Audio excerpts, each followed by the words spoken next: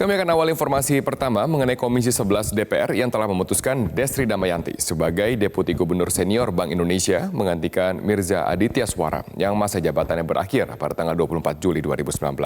Keputusan ini dilakukan secara aklamasi atau tanpa penolakan.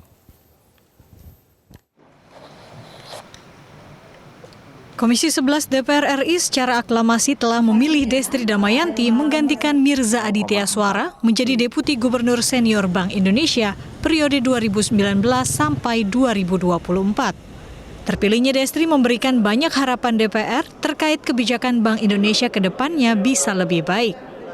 Ketua Komisi 11 Melkias Markus Mekeng berharap Destri bisa mendorong kebijakan BI yang dapat mendatangkan arus investasi dari luar negeri, serta bisa semakin mendekatkan BI ke pasar sehingga nilai tukar rupiah terhadap dolar Amerika bisa lebih stabil.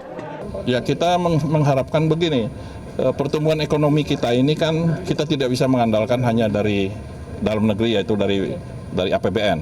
Karena APBN kita itu sumbernya kan lebih banyak dari pajak. Kita menginginkan investasi dari luar negeri.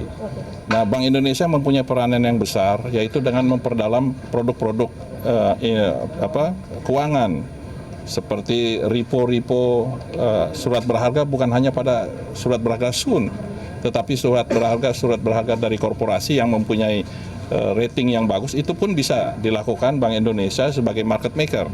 Sehingga orang-orang yang mau masukkan uang ke dalam sini, baik itu sebagai foreign direct investment atau portofolio investasi, punya kenyamanan untuk berinvestasi di sini. Itu salah satu yang kita harapkan dari Ibu Destri.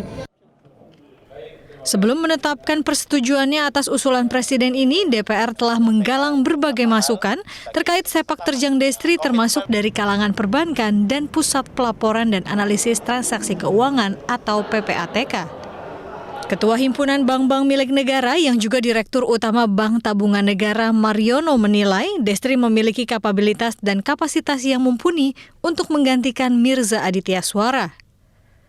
Sementara Kepala PPATK Ki Agus Ahmad Badarudin menyebut tidak menemukan adanya catatan transaksi keuangan yang mencurigakan.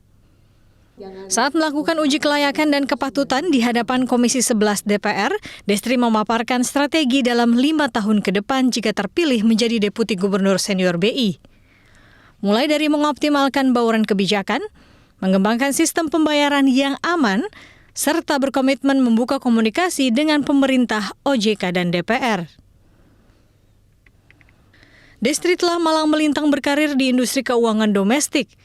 Beberapa jabatan penting pernah ia duduki sebelum akhirnya menjadi anggota Dewan Komisioner Lembaga Penjamin Simpanan. Mulai dari Kepala Ekonom Bank Mandiri, Kepala Ekonom Mandiri Sekuritas, Direktur Eksekutif di Mandiri Institute, hingga Panitia Seleksi Pimpinan Komisi Pemberantasan Korupsi.